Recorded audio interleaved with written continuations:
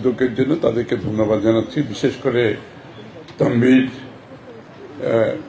এটার পেছনে মূল প্রেরণা আমি যেটা বুঝতে পারলাম।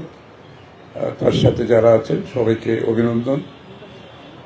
কমল মেডিয়েট ভেরি নেম, নামটা হচ্ছে কমল, হচ্ছে হৃদয় ছুঁয়ে যায়। আমাদের নেতা জিয়া রহমান সাহেবের কি বলি আমরা, কি নাম হচ্ছে, ডাক নাম কমল। অনেকে জানে না, কিন্তু এটা আমাদের হৃদয় ছুঁয়ে যায় যখন এই নামটা শুনি। তো সেখান থেকে যখন কোনো কিছু শুরু হয়, ওদের স্বপ্ন পূরণে পাশে থাকতে পেরে আমরা গর্বিত।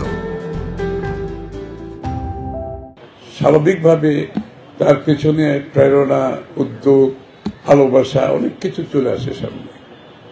এবং আজকের এই উদ্যোগ যেটা স্বাস্থ্যসেবা, আসলে সামাজিক কর্মী এবং কল্যাণমূলক কাজ, এটা কিন্তু যে কোনো উন্নত দেশে এটা কিন্তু একটা স্বাভাবিক কাজ। এবং প্রত্যেকটি প্রতিষ্ঠানে আপনি দেখবেন, বিদেশে ইউনিভার্সিটি, কলেজ, স্কুল, সব জায়গায় এটা কিন্তু একটা স্বাভাবিক কাজ। ওই স্কুলের ছেলেমেয়েরা, কলেজ, ইউনিভার্সিটির ছেলে মেয়েদের কাছে এই কাজটা একটা রুটিন কাজ। তারা সামাজিক কর্মী হিসেবে কিছু সময় দিতে হয়, তাদের লেখাপড়ার অংশ হিসাবে, তাদের শিক্ষার অংশ হিসাবে এই সময়টা একেবারে একটা কার্ভ আউট করে আলাদা করা আছে। তো প্রত্যেককে কিছু না কিছু সমাজকর্মের সাথে যুক্ত হতে হয়।